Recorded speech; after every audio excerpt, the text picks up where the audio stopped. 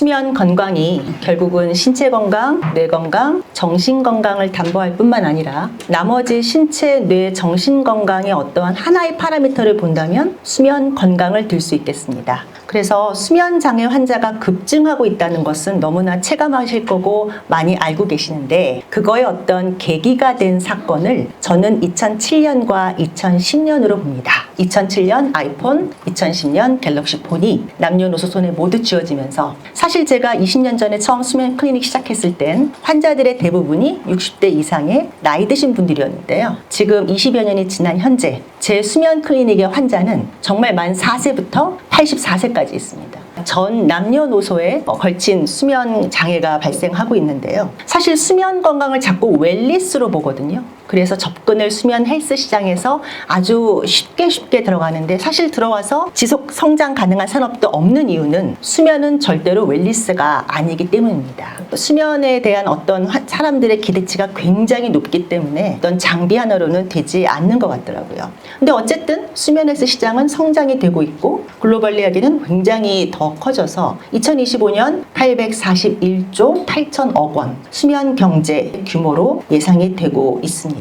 보통 수면에 대한 굉장히 대규모 서베이를 할 때는요, 설문조사예요. 내가 몇 시간 잤지? 보통 이게 가장 많아요. 갤럭시 워치에서도 이건 7억 1600만 개잖아요. 이게 7억 명이 아니고요. 그 단위 기간 동안에 얻어진 수면 데이터라서 중복입니다. 한 명이 몇백 개 할 수도 있고, 여기 보시면 수면 시간이 2021년과 22년 비교한 거잖아요.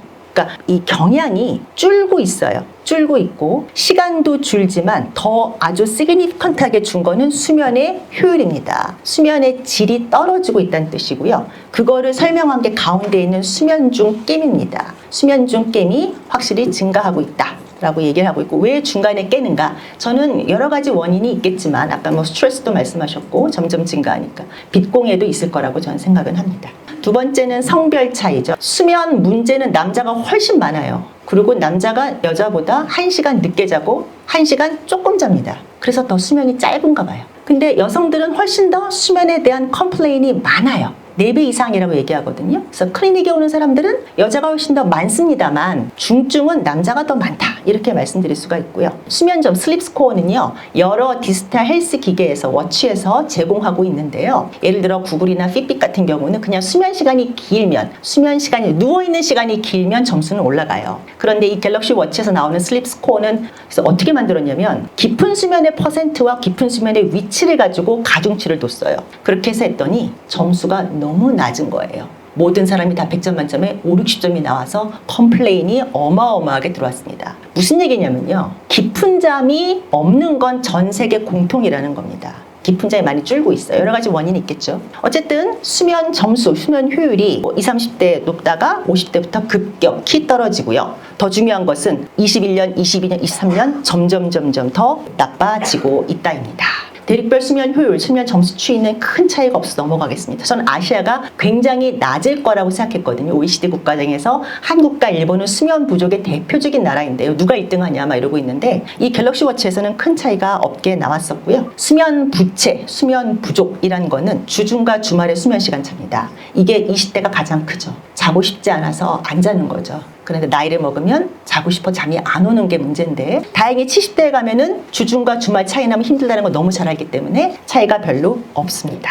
그러면 이 수면 부족이, 수면 부채가 개인 건강에 미치는 영향은 무엇일까요? 잠 잘 못 자면 면역 떨어지니까 감기 너무 잘 걸리고요. 잠을 못 자면 살이 찝니다. 그리고 호르몬 불균형 때문에, 또 2형 당뇨병 때문에, 또한 잠 못 자는 사람들은 특히 야식을 하시죠. 그럼 살이 엄청나게 찝니다. 여러 가지 비만과 당뇨병 여러 가지 이유로 또 심혈관 질환도 당연히 관상동맥 질환 증가할 수 있고, 뇌혈관 질환, 뇌졸중도 증가하고, 당연히 잠 못 자면 신체 능력이 떨어집니다.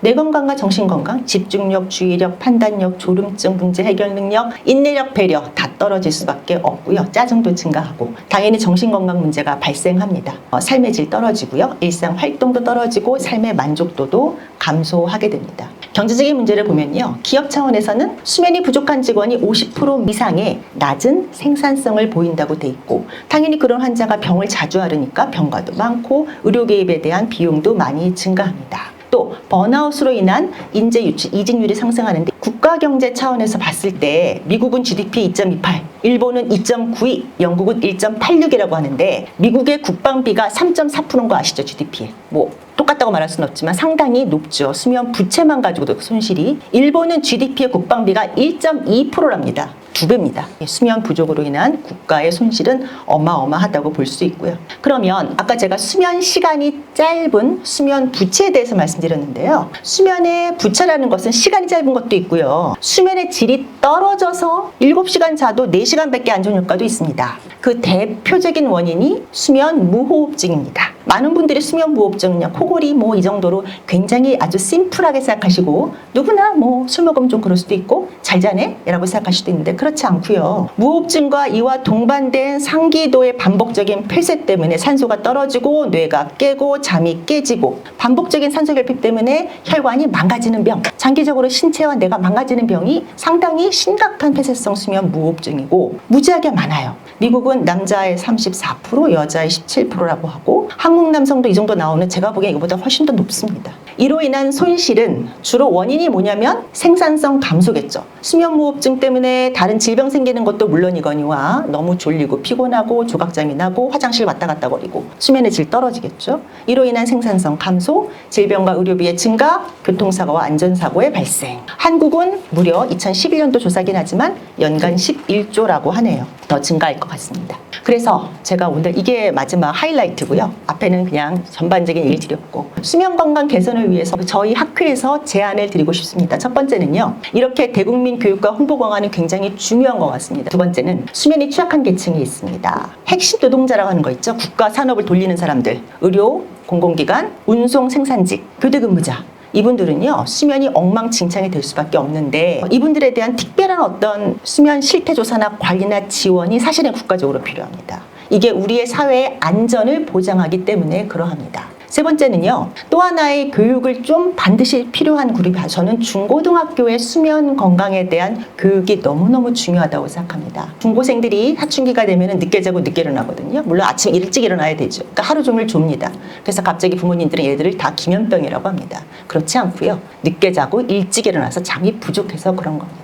근데 그 친구들은 그거에 대한 문제를 파악하지 못하고 학부모님들도 잘 모릅니다. 그런데 어린 시절에 수면 건강이 나빠지는 건 그 나쁜 습관은 성인까지 이어지고 당연히 다이렉트하게 건강 문제, 사회의 부담으로 다가갑니다. 중고생에 대한 수면 건강에 대한 교육 프로그램 플러스 학부모에 대한 교육도 저는 굉장히 중요하다고 보고요. 노년층은 자고 싶어도 잠이 안 오죠. 그래서 이것 때문에 수면 질환이 발생해서 또 다른 신체 질환을 야기하기 때문에 그분들은 어떻게 자야 되는 건지 또 어떤 문제가 정말 문제가 되는 건지 어떤 약이 문제가 되는 건지 이런 거에 대한 교육과 홍보는 매우 중요할 것 같습니다. 네 번째로는요. 기업 수면 친화적 업무 환경이라는데 요즘은 52시간으로 많이 줄어서 조금 예전보다 낫긴 하지만 사실은 기업의 어떤 시스템적인 문제라기보다는 저는 사회 전반적으로 수면 환경에 대한 어떤 반성이나 어떤 그런 교육은 별로 없는 것 같아요. 술, 카페인, 빛공해, 야간에 이 세 가지만 줄여도 수면 질환 확 줄거든요. 근데 그거에 얼마나 문제점이 있는지에 대해서 저희는 공익적인 차원에서 교육을 해야 되지 않나라고 생각을 하고요. 마지막으로 수면 관련 연구와 기술 발전에 위해서 지속적인 노력과 지원이 필요합니다.